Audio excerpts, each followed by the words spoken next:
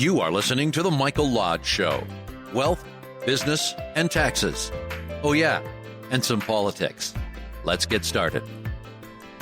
And hello, this is Mike Lodge, and thank you for joining me on this beautiful Friday morning. It was sunny, but there's clouds rolling in here in South Florida, and it's going to get heavy. I tell you, it was thunder and lightning so hard 2 days ago that a lightning strike came down and literally shut off all of my security lights around my house. It literally shut them off. I can't turn them back on. They won't go back on. So something must have happened. There must have been an electrical charge that was so strong that it literally shut everything off. So, looks like Home Depot this weekend. Okay, listen. I come on and I talk about this a lot. If you follow social media, in fact, all the social media platforms out there, we have these individuals who are seething anger. They may have the best argument, and they may be going for the right item that they need to support. But the way they present their argument is so filled with anger that it shuts people off. It kills their argument. There was a individual that was on TikTok, and she was making some statements on something that she truly believed in. But her statements were so filled with anger that the anger destroyed her argument. And I responded back to her, and I told her that in review of her statement that she had made on TikTok, where there was issues where the money flowed and how it flowed and who has control of the money and everything else. And this was about education. And her anger was at DeSantis. She thinks DeSantis, which is the governor of Florida. But now I could probably have supported her in her argument. However, she was so deep into her anger that her argument died. It went away. And so when I approached her and talked to her about this, she came back to me and made it racial. That I was a white guy. I shouldn't be talking down to her, which I wasn't. I wasn't talking down to her at all. And I think my whole statement to her was less than 10 words. I mean, it was a very short response. But she came back not just one time, not just 2 times, but 3 times she came back and did a response to mine, and it was filled with anger, and she called me a white guy and how I shouldn't be talking to her. Now, she is black, but that doesn't have anything to do with it, and that's what I told her. I said, this is not a racial issue. We're talking about a budget and the money and the flow of money, and that's what we're talking about. This has nothing to do with race. So individuals came on and began making commentary too. And they began, in fact, they even attacked me. I spelled the word governor wrong. And so they came back and said I was illiterate and all this other stuff. But they never had an argument to support her argument. And that's what I always pointed out to them. Are you going to sit here and yell at me and scream at me and put me down? Or are you going to present a sound argument that's going to support her argument? And the problem with anger is that anger goes off into so many different tangents. And instead of remaining focused in the issue, they go off into tangents. And those tangents are usually put down modes of how they can put you down to make you feel less in your argument. But see, the problem is I stay firm with my argument. Show me your argument in support of this lady. And no one ever did. No one came. They all were attacking, came back with attack mode. So you know that there's no sound argument when individuals cannot support their argument. They cannot sit down rationally and talk about their argument. We find this a lot. especially in mediation, where individuals just want to come into the mediation room and they want to attack. They want to bring up the past. They want to bring up what you've said. They want to bring up everything about what has happened in the past and currently today and how they feel today. But they forget one aspect. What are we there for? We're there to talk about the issue and how to resolve the issue and to get everybody into an agreement. Once you come in, once you come into a mediation room or into a situation where you're going to discuss policy or you're going to discuss anything like that, and if you do not be calm about it and present your argument rationally, but you start calling everybody names and start pointing fingers at each other, it doesn't do any good. It just doesn't do any good. It's gone. It's gone. I hate to see it when it happens. I really do. But we individuals, we human beings are that. We're human beings and we have all these emotions in us. And instead of directing our words to the issue, we direct our words to hurt other people or try to put down other people so that they can defray the issue that they don't know what they're talking about. That's what happens a lot. Or they just want to be mean. They want to be the mean girl or the bully on the schoolyard and just drive it into the other person. I love Lao Tzu. He made one statement. If you've ever read his book, The Art of War, I would suggest you do it because it's one of those books that you will learn the art of leadership and the art of communication and the art of war, really, basically, because we're all in the war every single day. But that's how we manage that war is how we win, or how we compromise, or how we get to an agreement. But he said this. He said that the best fighter is never angry. So I believe that so much with my heart, because if you have a fight that you're trying to get a hold of, you're trying to grasp it, and you're trying to get to an end result, anger is completely going to destroy that. Completely going to destroy it. And if you're going to be leading your war or your campaign, and if you're angry, and if you get a whole bunch of other people that's angry underneath you, you're going to get nowhere. Because all that they are going to do is attack other people and put other people off. And so pretty soon, no one believes in your cause. Because they're seeing you as somebody who cannot lead effectively. Your communication process is broken. Your anger has corrupted your message. And that's what happens every single day when people have this really good campaign that they want to work on, but they have no sound argument that is not filled with anger. Now, someone came back to me and said, anger is what drives the motion. You can be angry within. You can be enthusiastic for what you want to do, but you better watch out how you communicate it, because if you destroy your communication process of the campaign that you're working on with anger, you're not going to resolve anything. You're not going to solve anything. And when people disagree with you, you had better not come back and put them down, because that just makes you look worse. Now, some people have this mental thought process that anger is what drives a campaign. No, anger can be within, but it cannot be outside of you. Because if people see that you are angry, they want to back away because they don't believe in your campaign anymore. Is your campaign about a certain cause, or is it about your personal anger?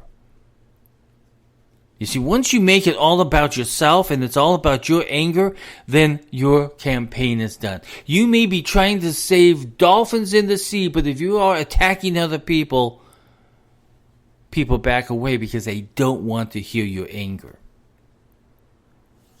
I deal with anger a lot. When people come into my mediation session in a divorce, especially in divorce and family issues, there's a lot of anger. And it's been pent up right for that day when they have to come in and mediate. Because they know they can't express their anger before a judge because the judge is going to shut them down. A mediator is going to sit there and listen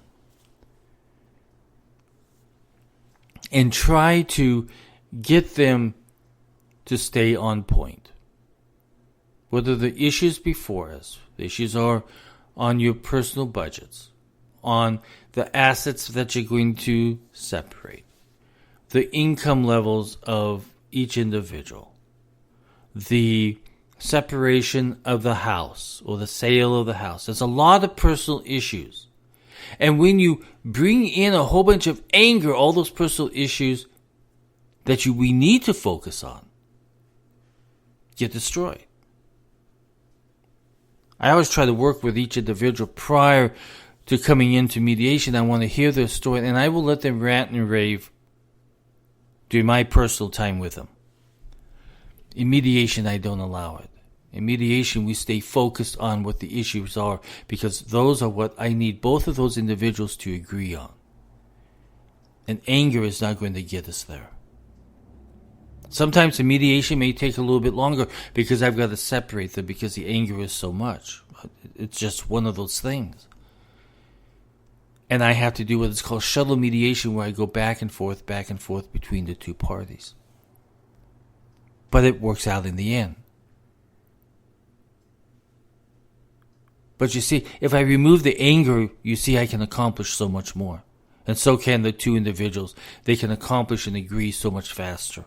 Once that anger is removed and we literally focus on what needs to be communicated on. I hear too much on social media this anger from individuals. It's rampant out there, and you and I, we've both experienced it. We've both made a comment and been attacked. Or maybe you have been the individual on the other side and attacked the other side. But see, attacking individuals does not solve the issue. Listen, if you cannot support the argument, then don't say anything at all. If an individual comes to you in social media and says to you that he doesn't agree with you, don't take it personally. Because your anger is going to destroy that solid conversation that you might have in that solid debate that you might have. Somebody said, get off our page. But when you make a comment, especially when it's on politics, or if it's on policy, or if it's on COVID, or whatever the main topic is out there for today, we don't know what it's going to be yet. But if you make a comment, expect to receive comments back. And if you can't take it, don't make a comment. If you can't take a dissenting view and you can't argue it back, don't make a comment. Make sure before you post, you know what you're saying.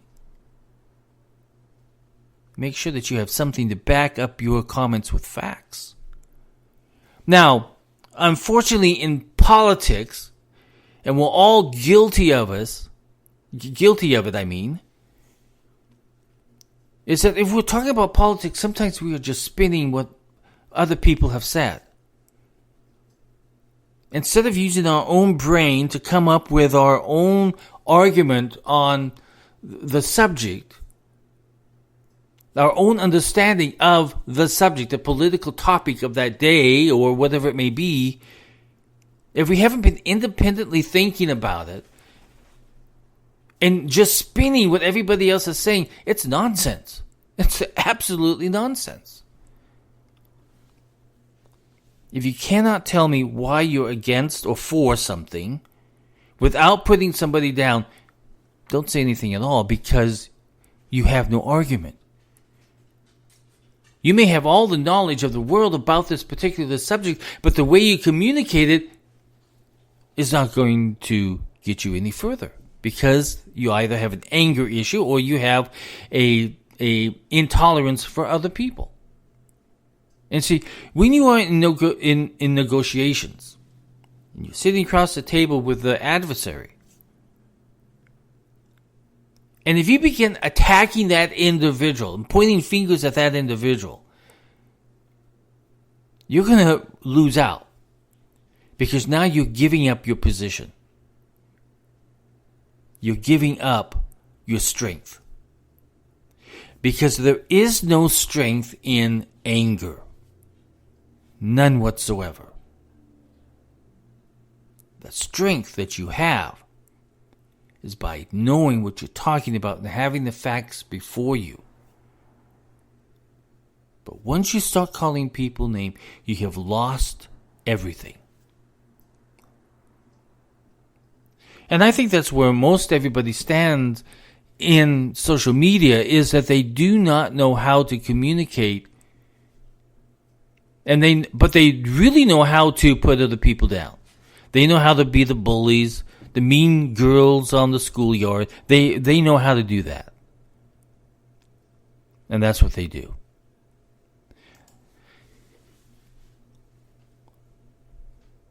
Why do you think we have gone this far on social media and allowed individuals? And I believe in the freedom of speech, so I'm going to say something different than what you think I'm going to say. Why do you think we as individuals allow other individuals to put us down? Now, I love it when people do it to me, only because I do a podcast and I can come on here and I can talk about these individuals who act this way. So it's good content for me. Now, I told that to one of the individuals today who was coming back and attacking me, not on the subject matter, but because I did not spell governor right. And the issue with her is that that's all that she wanted to do. She wanted to be the mean girl in the schoolyard. And I told her, I said, keep on going. Keep on telling me this stuff, because you are creating the best content for me ever to do a podcast and to do a blog. It's this mean-spirited individuals who are out there, who have this chip on their shoulder, or they just want to be mean for that day. They just want to take it out on somebody else. Sometimes it's racial, and sometimes it's just being plain mean, and sometimes it's being plain stupid, and sometimes it's just not knowing how to communicate well enough to present your point. I think each and every single one of us really have to do a better job at the way we communicate with individuals. Social media has destroyed the communication process, because anybody can say anything to anybody on the internet, because they don't care how they hurt anybody, what they say. They are just flinging it out there.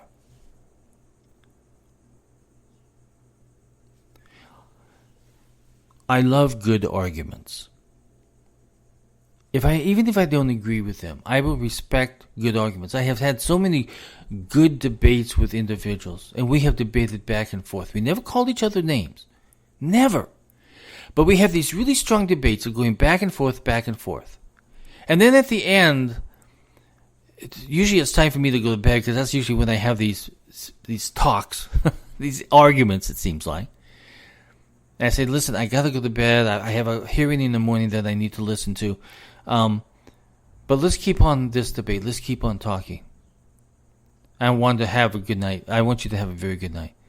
And they always come back to me, yeah, thank you so much for the debate. I want to have you have a good night too. We'll talk again. And we've talked several different times. Sometimes we agree, sometimes we don't agree. See, that's the great thing about this whole big wide world of ours, is that we can always agree and disagree, but still walk away friends. Last night, I was having a conversation with my neighbor. About 10 o'clock at night, I go down to walk my dogs. I have a patio outside, and she shares the patio with me. And She has a bunch of dogs. I have a bunch of dogs. So it's usually about the same time that the dogs need to go out and do their thing. And they all want to see each other. If one dog barks, all the other dogs begin barking. And then they all want to see each other. So out they go. So we were talking. Now, she is a Democrat. I would maybe even call her a liberal. But she's a very nice lady. And I like her a lot. And I'm a conservative. And I'm more in another direction, in a right-leaning way than where she sits. So we were talking last night about the COVID vaccine and employer mandates. And the conversation went that if she owned a business, that she would have every one of her employees vaccinated. And I kept asking the questions and asking the questions. Now, see, I think if my conversation with her is between friends. And it doesn't matter. We get up. We don't agree on our political views sometimes. And yet sometimes we do agree on certain things. And a lot of the times we agree. Most of the time, about 99% of the time we agree. But then there's that 1% that sometimes we don't agree. And last night was one of those situations of having this conversation about workplace and COVID and the vaccine. Well, the dogs were done, so we got up, and I said, okay, we'll see you tomorrow morning. And she said, yep, see you tomorrow. We didn't end it in anger. We had a really good, strong debate. And if you can get up from that debate feeling good and the other person feeling good, and we're still friends, and we walk into our different apartments and we say, okay, see you tomorrow. You've known you've had a constructive conversation. Now, if I were to be sitting there and say, no, you're dead wrong, I don't agree with you, I don't and go off into another tangent of hate and anger and everything else, where do you think that conversation would have ended? But you see, at the end of our conversation, I respected her for her opinion, and she respected me for mine. It had nothing to do with any type of anger on what we believed in. We made our points, but we moved forward. And the problem with social media is that no one can ever move forward. They got to keep egging it on, and keep being angry and keep saying snide remarks and everything else. I'm going to tell you how to handle it. Just stay your ground. If you feel you have a good argument, make that argument. Say that you stand by your statement or your argument. Because all that they are coming back with is more snide remarks and more anger and more put downs and more bullying. Stand your ground. Stay on point. Focus in on the point. Respond to her remarks with points. Or their remark with points. Do not stray. Don't stray. Because once you do that, then you're playing their game. And you waste too much time playing games. Stay on point. If the issue is XYZ, your responses are with facts towards XYZ. You have no emotion within XYZ. You show no anger towards XYZ. Your questions are towards XYZ. Focus on XYZ. Do not flow off into other tangents, because tangents solve nothing. They just show that you, if you're going off into that tangent, are really an idiot. Focus on XYZ, because that's where the argument is, and that's where you can win. That's where you can come to a resolution. That's where you can resolve issues. In mediation, I have to keep two individuals who are very passionate about their positions focused on XYZ. I think that we should make a commitment to communicate better on social media. If you're going to stand there and yell and rant and call people names and put them down, you're probably not the type of person that we want to believe in. But if you have a sound argument, and if you do it with confidence and passion, not anger, anger's an emotion, but confidence and passion means that you are going to go in there and you're going to make an argument towards XYZ. And if somebody disagrees with you, don't make them your enemy. Because then you just become content for a guy like me who has a podcast every single day. Well, that's it for today. I hope everybody's going to go out and have a good weekend. Week went zooming by. I don't know what happened to it. One day it was Monday and now it's Friday. It went by fast. Listen, everybody, go out there. Focus on your communication. Focus on XYZ. Don't stray from it. Keep going. Listen, if you like my podcast, you like the content, go to www.buymeacoffee.com/Michael Lodge, Lodge. Help me out there. I'd greatly appreciate it. Again, that's www.buymeacoffee.com/Michael Lodge. If you want to send me a comment, I have a new email address. If you have a question or a comment, send it to mediator@lodge, Lodge-co.com. That's mediator@lodge, Lodge-co.com. Everybody go out and have a great weekend. If you have any comments, if you want me to talk about any subject, just let me know. I will be more than happy to do it. Talk with you soon. Bye-bye.